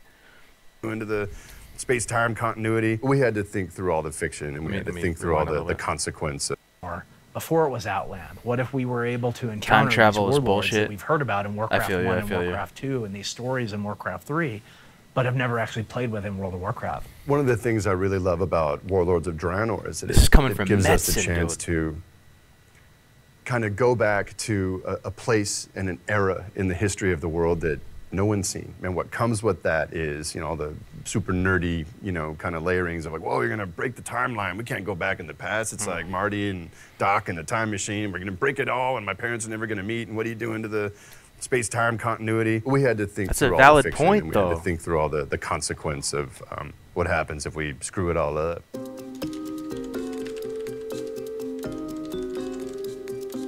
I don't know, man. So today's the day that we open up our first couple of raid bosses for testing on the beta servers. One thing that I think is really a hallmark of World of Warcraft betas is that really players are getting a chance to be invited. Bro, before like the offices too, this could be totally off base, but before the offices, when you were watching earlier in the documentary, like they were so cool looking. Now I'm looking at this and it's kind of bare bones. You see some little Murloc plushies in the background. Maybe that's invalid though, because I think they're filming it all at the same time, but I don't know. I'm starting to feel already, even in this documentary, the inspiration is kind of fading. Into the creative process and to see things while they're not really finished. Well, Midwinter has 10 people here, so that's enough to test. For something like what we're doing right now, where we have a brand new expansion, Warlords of Draenor, it's a closed beta test. Even he's like, well, there's 10 people here. I guess that's enough. You know, like the hype isn't there anymore. It wasn't overflowing with testers. Even in this documentary, he's like, well, there's 10 people. That's good enough. Waves of invites. The two designers that are up at bat today are Jason, who made the Butcher fight that's in Highmall, and Candace, who Highmall worked was fun, though. Rule in Blackrock Foundry. I actually did enjoy Highmall. Is this pretty much what you were expecting in terms of their positioning? And the first step is we put a raid boss up for testing, but we also open a thread for feedback. It's just too much for 3, I think. Yeah, I guess we'll see. We actually often err on the side of making things a little bit harder. Wow, because they when checked the something forums. is tuned to be more difficult than we ultimately want it to be, we can then at least see how far people make it. When something's too easy, they just go in and win. and we don't know how much harder we need to make it to actually get it to the right place. Remind me what the mechanic is. It's you. I thought you want your range to soak it because your melee Jan is actually pretty smart when it comes to raid design. He is just so low energy and analytical. So they're just doing it wrong. Yeah. Basically. Okay. I mean, Eon played classic, right? So or like they're vanilla. just running back in. Here they go. $5 they wiped to overwhelming blows again. Everyone seems to be wiping to overwhelming blows. Oh, and tanks down. That took 6 seconds. Well, you're supposed to split the damage from that ability, and I don't think they know that yet. We get to watch a fraction of players. They're actually testing the encounter with our own eyes. Jan with Scarab Lord, that is respect right there. What hundreds, if not thousands, of people are saying about it and sharing their experiences, what they found frustrating, what they found hard to read, hard to interpret. Jason, there's actually some genuine feedback posts with a couple of links on the I'm here, US Yazers. forum. Okay. Yeah, man, I try my best. If you go look at the EU feedback thread, you'll see some things, but not necessarily feedback. Usually the consensus from the feedback is pretty accurate and really serves well to inform us in the overall direction of the fight. We use that to craft and to tailor the experience and to improve it in a way that's going to make for a better experience for them when the game goes live. Our ends, like raid testing continues, started mythic testing this week. The big thing I'm working on personally is fixing our dungeon tuning. We've kind of left it for a while. Like our dungeons, I know, are ridiculously too hard across the board. Our normals had been about where heroics should be, and heroics were about where challenge should be, and challenge was probably literally impossible. Basically, I feel like game designers are deviant psychologists. Like, we're trying to manipulate your emotions and motivate you to do things, but not for some higher calling, just so you have a good time and have fun. We also just made a change for bonus roll tokens, which you guys should be aware of. If you do gold, man, you can talking do about gold for challenge 500 mode, gold bonus the first rolls. time. But then you can also, once you do that once, it escalates and you can do this, you can get a second one. I never really was a fan of the bonus rolls either. Gold. We're just moving back to gold, which is the original universal currency. Like it's this currency that you get from doing anything in the game. We're and concerned so about inflation, yeah. No. People often ask us, well, did you hire an economist to figure this out for you? And we really didn't. I mean, what we did is we kind of said that, well, if there's stuff that people want and a currency that has value because it has guaranteed value because of what you can buy from the game with it, and that currency is tradable, we'll have an economy. And sure enough, it kind of works like that. I just can't help but think of it as a giant equation or this panel of knobs and dials, and you just turn one a little bit and it has this butterfly effect throughout the entire world, and you could screw up an entire economy for a virtual economy for millions of people. It's a complicated task. That's why I work on the art team. This has been a huge expansion, just physically in terms of the amount of world space that kind of exists. It's huge in terms of the garrison's feature and the amount of technology that has kind of had to be invented in order to kind of deliver that. Which one are you going to show? Well, I've got a few layouts that we could take a look at. Here are our large plots. Here's our medium plots. We've been getting a lot of feedback that a lot of these garrisons. How did you guys feel about garrisons, man? How did you find? For me, going into Draenor, I know it's considered like one of the worst expansions, but the first like month of playing in WoD, I was actually kind of having fun. I was enjoying the garrisons and stuff, and it took a little while for it to kind of sink in the implications of the garrisons, like the downsides of not really seeing anyone anymore. But like the first couple weeks, I was having fun, man. We went into High Mall, we were clearing everything out. I was doing top parses as a hunter. But yeah, I don't know. Like I think that's something too that we wanted for a while. People were saying like, man, we want housing and all this, but I don't know. It's something that ended up really hurting the game. Pretty sprawling, so we might be cutting back on some of that stuff as well. Yeah. The designers came to us with the idea to create these garrisons. Oh, hey, what's up, Hamster? Human, what's up, Alliance, dude? And Horde, Orc garrisons. And the designers, came to us with the pitch that, look, we already have all these things that we can reuse, so we won't be as much of a impact. And what would you say, Rhett? How many buildings have we done? 120 buildings later. As soon as you come in your front gate, we want you to really resonate with this. We want to integrate the garrison into the questing experience. We want to make it the fact that everybody had the same garrison layout, though, for a Horde and Alliance, I don't know, it didn't really feel that customizable. It didn't really feel very homey felt like everyone kind of had the same shit, and that detracted a lot for it, for me at least. The story, we want it to be important, we want it to matter. We're trying to create a world that feels different than what you kind of see in everyday life. It is handcrafted, and I think that's what helps make WoW so special.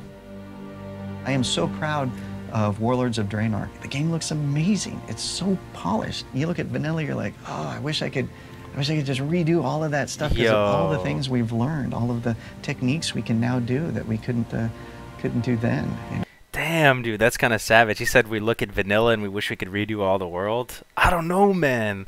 Def Camp, if you guys are still here in the chat, they made a video about it. The graphic style of vanilla WoW, it was kind of darker, man. It wasn't as I mean, it's Warcraft has always been cartoony, but it wasn't as like silly. It was a little, you could take it more seriously. Like the color palette was kind of darker and more drab. I don't know. I kind of disagree with that guy. No, that's the part I really like, is the pushing. Keep pushing the tech, keep pushing the look. The people who make World of Warcraft pour so much of themselves into the game. They're trying to create games that they want to play. Even though we've grown, the thing that's always remained is that feeling of tribe and that feeling of creative, crackling energy. I've done this work my whole, adult life. And what an impossible blessing it has been. I was 19 when I walked in the door. It's family. I've basically known those guys since they were kids. Their personalities remain unchanged. Yo, that's Mike because they haven't let their egos get out ahead of them. We want to create amazing artwork or content or music or stories or quests. And to think that this game affected people is awesome and humbling. Give a round of applause, even if you're in the Alliance. We earnestly believe we're making something special. I don't think we'll ever stop pushing the boundaries of what we want to do and what we think is cool. As long as people play it, we always want to support this game. We never see a horizon. There's really not a precedent that we can look to. I think that we're charting new territory. There's no end to the experience. That's kind of one of the beautiful things about it. The players have never really ever finished playing World of Warcraft. The phenomenon that people probably wanted to be a part of J.R.R. Tolkien's universe found themselves able to experience it in World of Warcraft. That, I think, is going to pervade through the world as far as, like, I don't just want to watch it anymore. I want to be a part of it. I want to have impact. All the ideas and the love and everything that we had to give it, we gave it, and it was all about, will they like it? Will they come and play with us? It's goofy stories at the end of the day, but it always struck me. As we share them, when we share them, it becomes infinitely bigger. Oh, is it over? Don't tell me it's over. Oh, man. It's done? What do you guys think, man? I thought it was good. I thought it was really good. I did enjoy the first parts of it more, though, when they were talking about classic and stuff, and the original inspiration is showing all the nerds together and the old offices and stuff. I thought it was pretty good, man. Yeah, that was good. It was made by Blizzard too. It's actually from the World of Warcraft channel. So that's interesting. The next thing I was gonna put on is this. I watched like 2 minutes of it, then I stopped it. We can watch this next. It's a World of Warcraft storytelling panel. And the thing that kind of attracted me to this too is they have Christy Golden on here, who wrote some of the Warcraft books. And I read a couple of the Warcraft books. I thought they were quite good. I don't know if any of you guys have, but what was it? Rise of the Clans, the Lich King book that came with the collector's edition. Those, we could talk about that. Great documentary and stream, dude. Hey, thanks, Aura. Appreciate it, man. I'll just start playing it. It's probably not all that great. This came out in 2018, so last E3. So it's not like pertaining to vanilla per se, but it might be interesting to watch.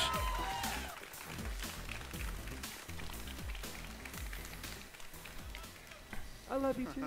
So welcome everyone to a fantastic panel here discussing the storytelling and narrative of World of Warcraft, a game that has consumed my life wonderfully for many years, and I'm sure many of yours as well. So before we go ahead and jump into that, Isn't this guy a legendary D&D like facilitator? Because I saw him on one of these videos with Vin Diesel, and he was kind of the D&D guy. And panel that I'm very excited pretty good to at what he introduce does. You. Many faces you may have seen at BlizzCon. First, we'll begin with the man who's responsible for a lot of the driving story of the game from now, past, and beyond. We have the senior narrative designer on World of Warcraft, Steve Denuser. Right.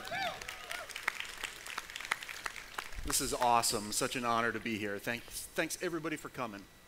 Okay, and then next to you, my friend, we have the fantastic in-game cinematic director, the project director for World of Warcraft, jumping into the fantastic reveal of Wrathgate back when the Wrath of the Lich King expansion hit, and since has helped also drive the narrative focus of the game cinematically forward. We have Taryn Gregory. Citizens of Azeroth. oh, that's the guy from the documentary, dude. He's that's cool though. He made that original machinima, and now he's been at Blizzard ever since. All right. And last but definitely not least, we have the extremely talented senior writer at Blizzard and New York Times best-selling author, responsible for 13 World of Warcraft novels since the year 2000. Hell yeah, that's her. Christy Golden. Christy Golden. Dude, she wrote like all the Warcraft books. Let me see. Christy Golden.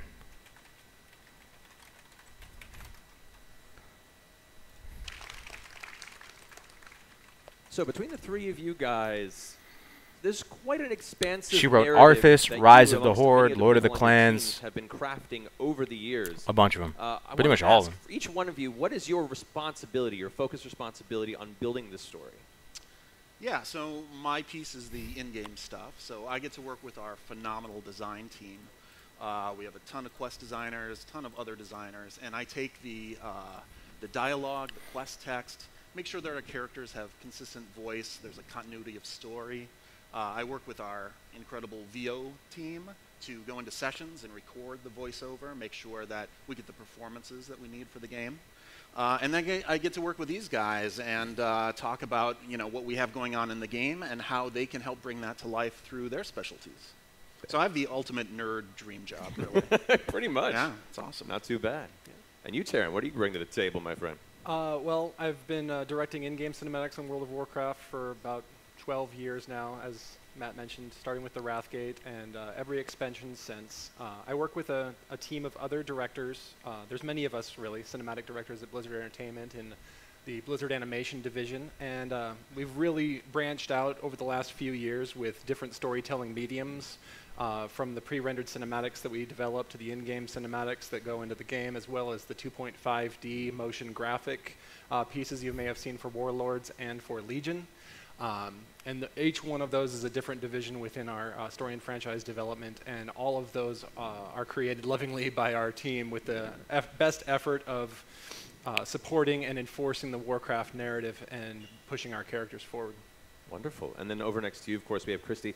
You've been with this project extremely long as well, developing it from the book. Dude, Christy has the most stripes out of all of them, and if anyone knows the lore, she does. Elements of that responsibility and writing all those books, man, to help craft that world. Well, I came in before there was even a World of Warcraft, and so I got a chance to create some of the characters in that they were established, but I got to flesh them out, get inside their heads. Yo, that is sick. She came in before World of Warcraft, and she not only was tasked on executing and building, writing the stories for this universe, but making the stories. I did not know that. That is dope, dude. Story a little bit in conjunction, always. That is dope. Very closely with Blizzard. So I've really gotten to get inside the heads of so many characters over the years, and coming here, being able to bring just all that knowledge and then work with people like Taryn. By the way, Taryn and I have a standing meeting every single day, and it is always so much fun.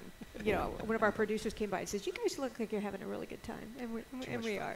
So I'm now able to branch out a little bit and do comics, song lyrics. You may recall Mr. Mercer over here performing Kobolds and Catacombs. Yes, I co-wrote the lyrics for that, so that was very exciting. So I didn't know that until recently, and I was super excited to find out. Yeah, so I have my fingers in many pies now, and it's a lot of fun. Heck yeah. Now, on that regard, this is a cross-medium way of telling the story as it continues to progress and develop. Aside from your standing meeting, what is it like having to take all these disparate elements together and make sure that it's one consistent uniform story. Like, that sounds like a very Herculean effort. Do they even do that, though? Is it still one consistent uniform story with BFA? I don't know. I'm not a huge lore guy, but it feels like it's a fucking dilapidated mess now. And you probably suffer quite a bit at the top of that. Well, it's a huge team effort. It takes a lot of people, and it takes everybody's passion and commitment, because if there was anybody who didn't care, who didn't put 100% into it, it wouldn't work. But we've got a phenomenal team across the company of people doing that. So it's, you know, we love telling stories. We love weaving these from the game into other mediums. And I think we've spent a lot of time, especially in recent expansions, trying to say, rather than having, you know, an expansion like Burning Crusade that kind of tells a self-contained story, how do we weave these from one into the next? And we do that through the other medium that come out in between these big expansions. And our patch content, especially for Legion, has gotten a lot more, you know, on a regular cadence, a lot more depth and involvement. So it's a lot of fun. Yeah, I was about to say, like, with every progressive expansion in recent years, the focus of the consequences of what the decisions in these stories are have become more intense. For those who haven't played Warcraft in a while and may have stepped away, I don't think you realize quite how much has changed in recent years, beyond scarring the surface of the actual planet Azeroth and Cataclysm, and in recent years with Legion, going off-world and... Yeah, if you haven't been to Silithus lately, you might want to. There's been some modifications. Yeah, you should read the WoW books, Necro. They're actually really good, man. You can get them on Kindle now. We've gone to the seat of the Pantheon and seen the Titans, these legendary figures that shape the universe. It's you know, the story has really gotten super cosmic, and yet it's got all these characters that make it really real. So he's saying the story's gotten super cosmic. It could just be a personal thing, but that's not my favorite parts of Warcraft. I don't know. I really like the orcs and humans, the simple kind of primitive battles between orcs and humans out on the plains instead of all the space age shit. I don't know. Even this, man, is kind of getting harder to watch. Like, I only want to watch this because basically Christy Golden's here. I don't know. We can move on to some other trailers.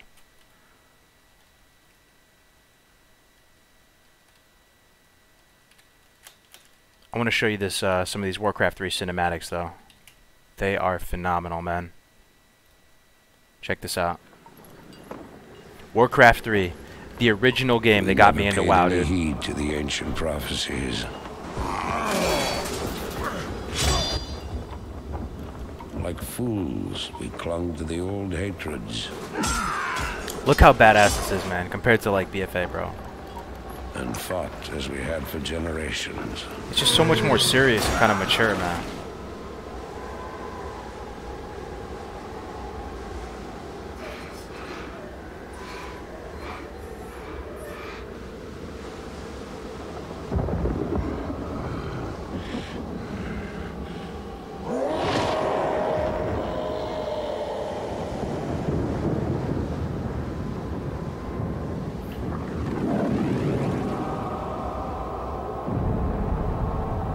Until the day the sky rained fire, and the new enemy came among us.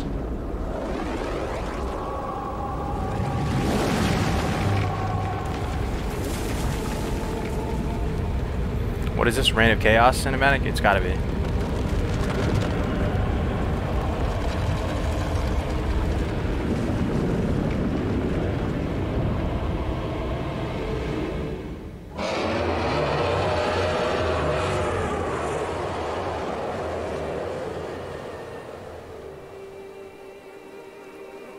We stand now upon the brink of destruction, for the reign of chaos has come at last.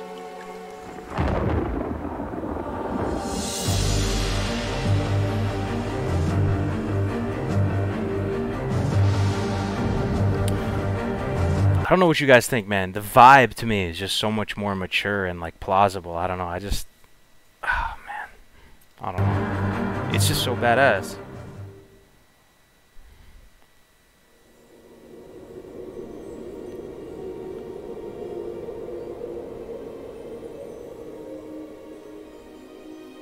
The sands of time have run out, son of Duratan.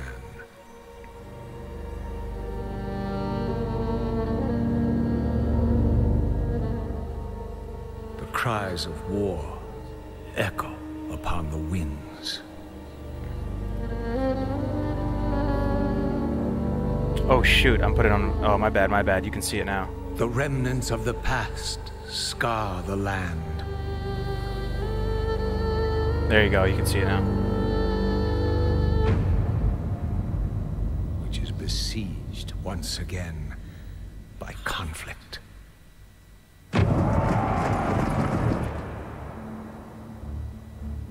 Bro, this is fucking badass, man. This is just...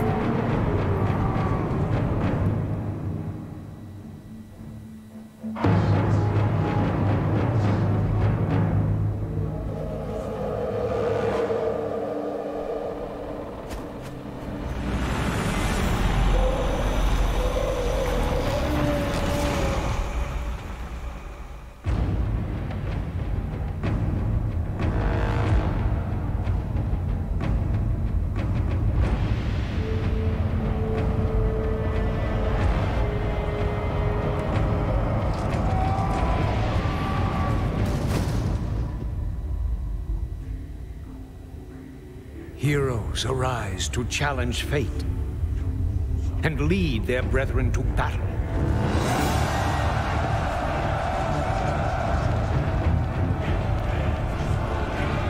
As mortal armies rush blindly towards their doom, the burning shadow comes to consume us all.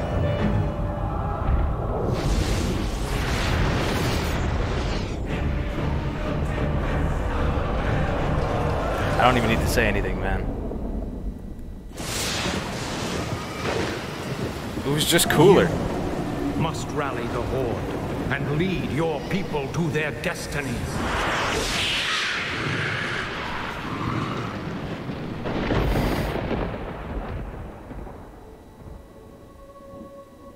Seek me out.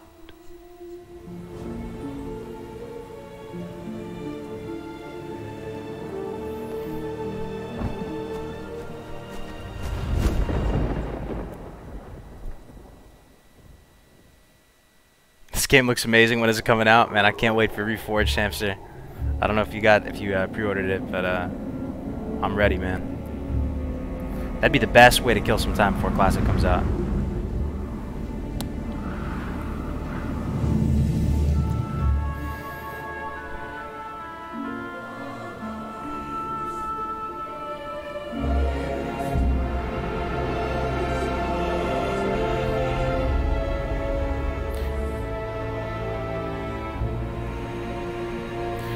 Dude, even this probably came out in the 90s, but imagine if World of Warcraft looked like this, man.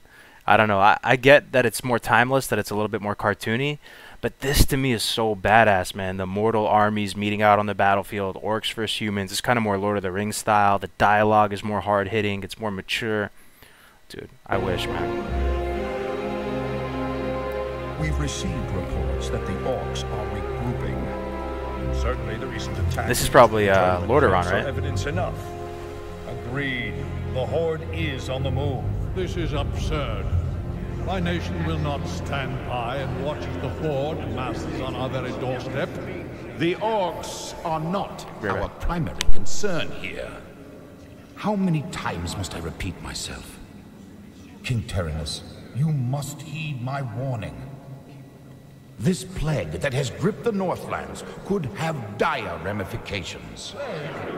Wizards are just paranoid.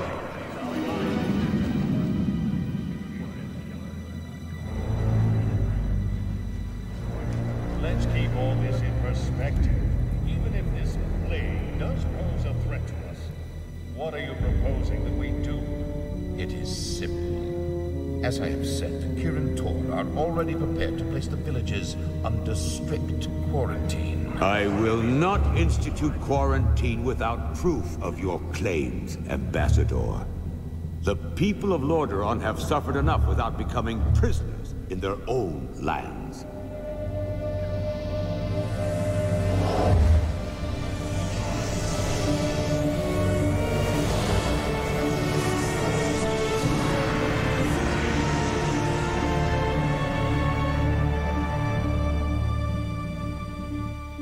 Yet prisoners they are, good king. What is the meaning of this? Who are you? Humanity is in peril. The tides of darkness have come again, and the whole world is poised upon the brink of war. Enough of this. Guards, remove this madman. Hear me. The only Is that hope Medivh? for your people is to travel west, to the forgotten lands of Kalimdor. Old Ambassador, I don't know who you are or what you believe, but this is not the time for rambling prophets. Our lands are beset by conflict, but it shall be we who decide how best to protect our people, not you. Now, be gone! I failed humanity once before, and I will not do so again. If you cannot take up this cup, then I shall find another who will.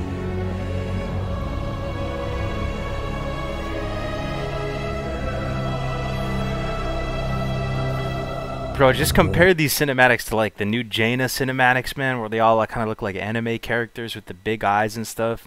This is what I love, man. It's a little bit more hyper realistic, but man, I would fucking love Warcraft. If it was in the same kind of light, man, just a little more serious, a little bit more mature and dark, almost a little more Diablo-like. And if it was in this graphics, oh, that'd be the dream for me. Has been given.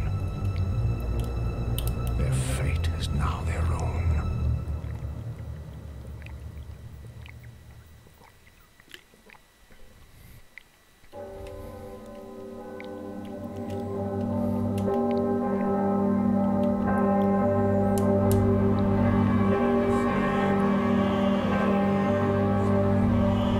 That music, man.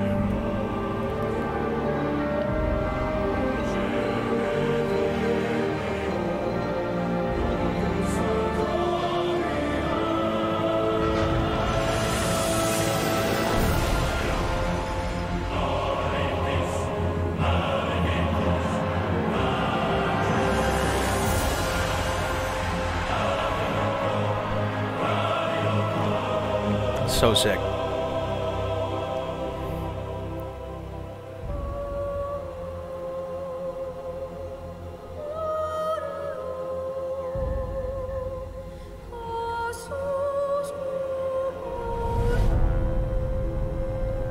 That's Arthas, right? The Betrayer.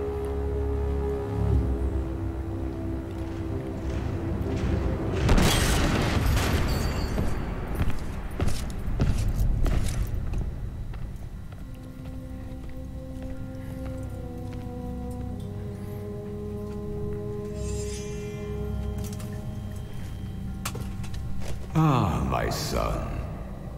You no longer need to sacrifice for your people. You no longer need to bear the weight of your crown. How does he already have Frostmourne? I've taken care of everything.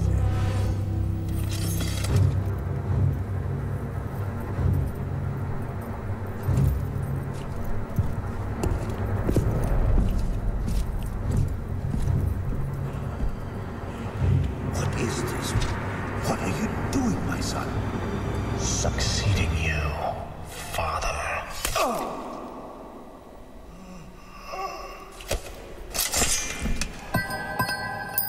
Rip Tyrannus. This kingdom shall fall, and from the ashes shall arise a new order that will shake the very foundations of the world.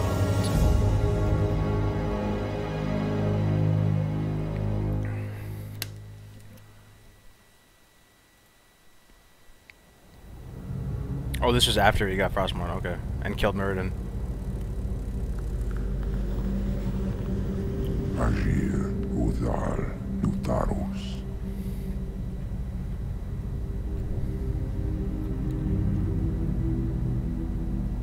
Dude, is it just me, or are all of these cinematics like fucking amazing?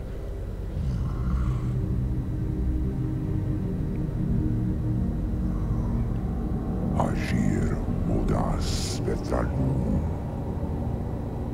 Dalentaro il das glaku. Rithum sethara samana. Like in modern WoW or something, I feel like they would just have the cinematic and the guy, the fucking Burning Legion guy would be talking in English or something. It's cool. It's a nice touch how he's talking in, you know, some kind of demonic tongue and you're not supposed to understand. Gutamus.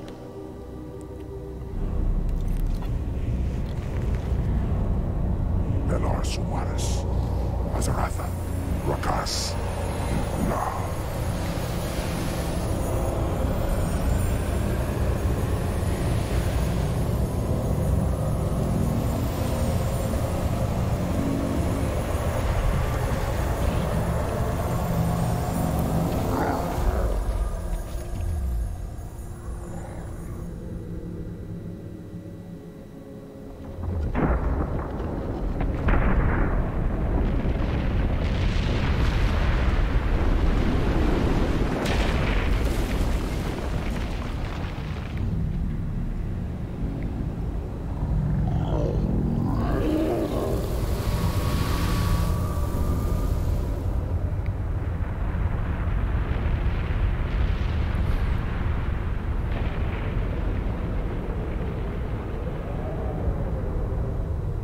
Belanora, Mordanos melar, il amor no falos cadar.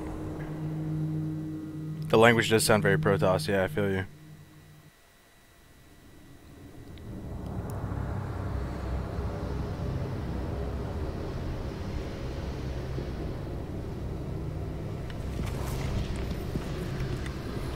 I don't know, it's almost borderline actually kind of scary and I don't know, it's fucking so cool, man. It doesn't take a genius to realize the difference between how everything is currently set up in the OG Warcraft.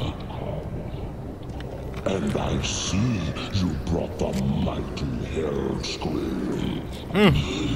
Gore howl right there.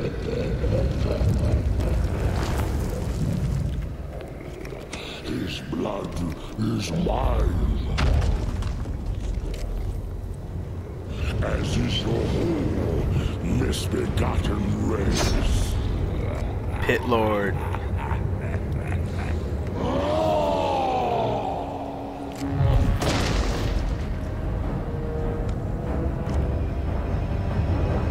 Doomhammer.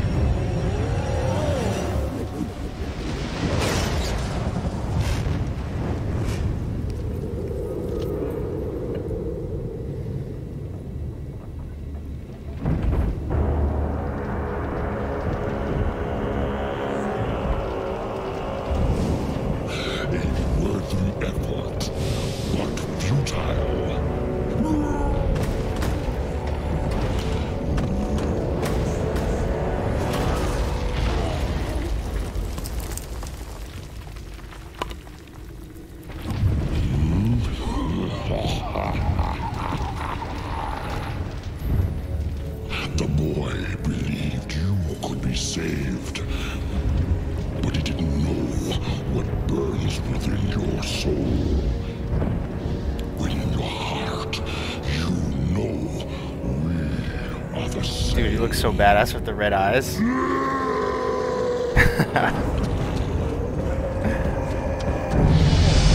Hell scream with the gore howl and the red eyes. I fucking love it. Just a little something to say thank you for all the classic guys. I favorited so many of your videos. Yo, thank you for the $10, Caligula. Thank you very much, man. I appreciate it, man. Really appreciate it, bro.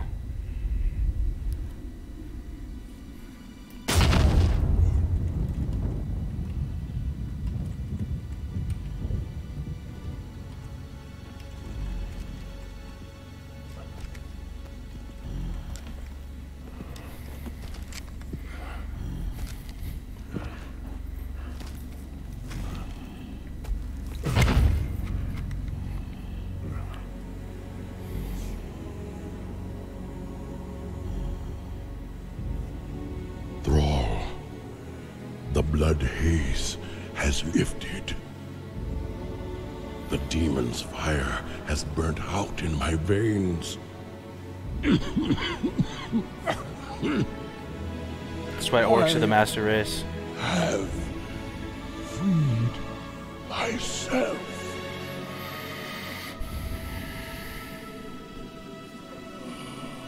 No, old friend. You freed us all.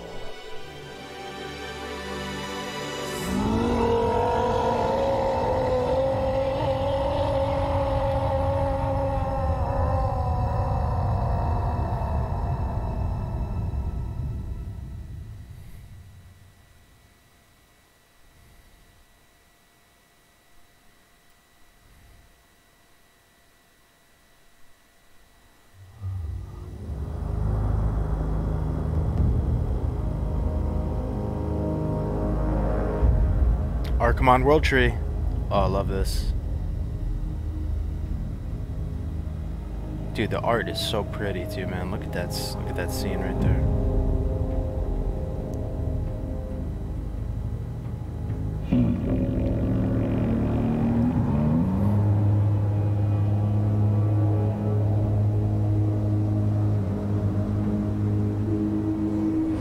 This is where he gets shreked by like 9 million wisps.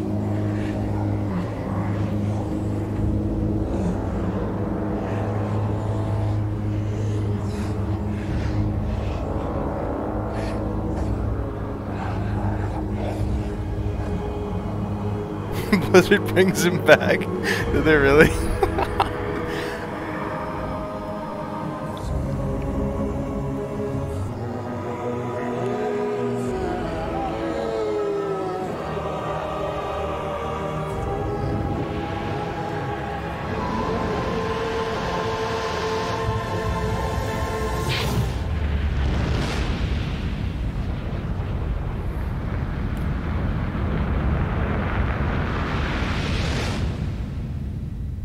Wouldn't it be awesome if Blizzard first reforged Warcraft 2 and then Warcraft 3 after? I have never played Warcraft 2, man. I would love to play that game though. Is it the same kind of style as Warcraft 3, like RTS? The roots will heal in time, as will the entire world. The sacrifices have been made. Just as the orcs, humans, and night elves discarded their old hatreds and stood united against a common foe, so did RTS, but nature way different. herself rise up. Does it have a good campaign, to Warcraft 2? banish the shadow forever. As for me, I came back to ensure that there would be a future, to teach the world that it no longer needed guardians. The hope for future generations has always resided in mortal hands. And now that my task is done, I will take my place amongst the legends. Who in here has Warcraft 3 Reforged pre-ordered? Anybody? I bought mine. I'm just waiting for it, man. It's taking forever.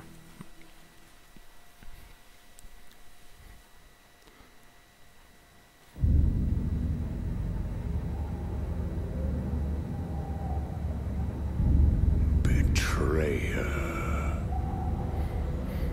In truth, it was I who was betrayed.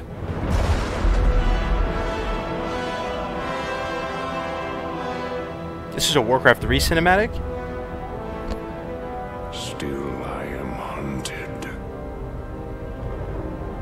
Still I am hated. Now my blind eyes see what others cannot. Dude, he kind of even looks more badass than the actual TBC cinematic.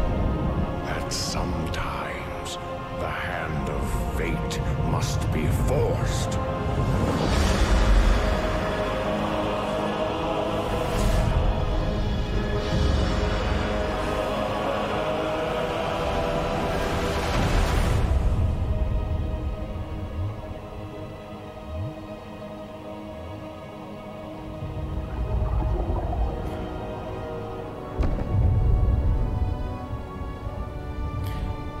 Imagine they made a Warcraft movie all like this though. This quality, this type of cinematic. I'd be in heaven, man.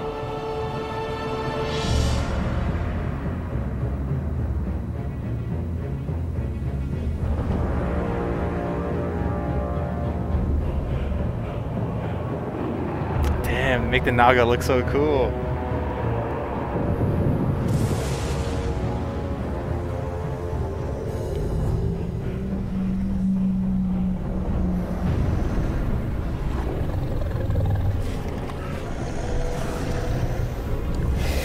Should have done this style live action animation with them. Yeah, this would have been sweet. Imagine a full hour and a half of this. Too good, man.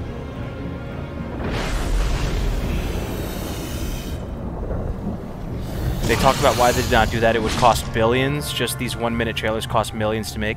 Oh. I guess.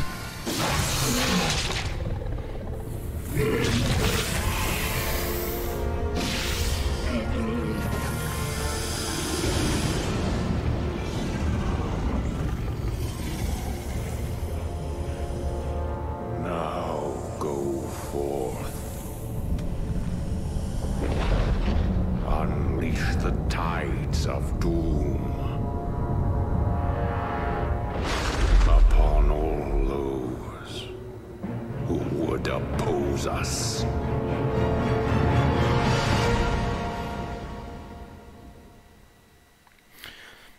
That was pretty sweet. I think he kind of looks scarier there than in the TBC cinematic.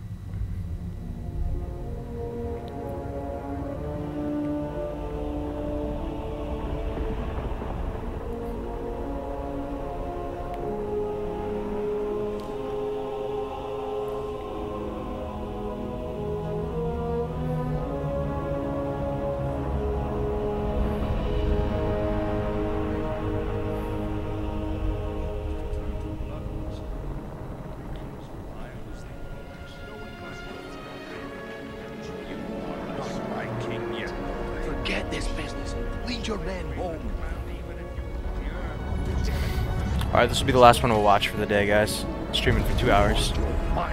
This is a good one to end on. You lied to your men and betrayed the mercenaries who fought for you. What's happening to you, Arthur, son? Prince will find only death in the cold.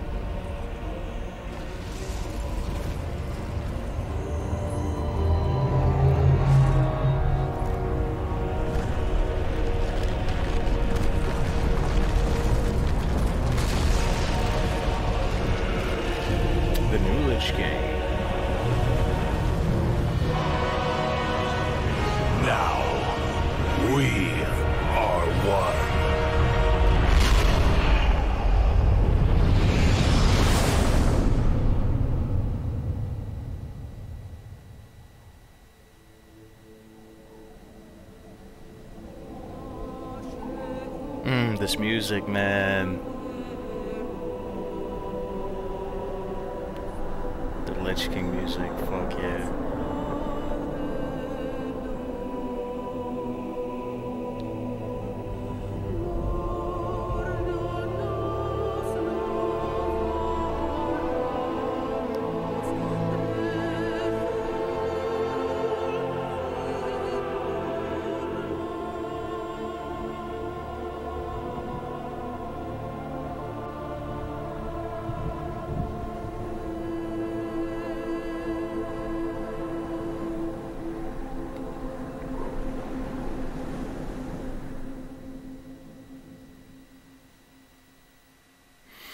It's a good one to end on, boys.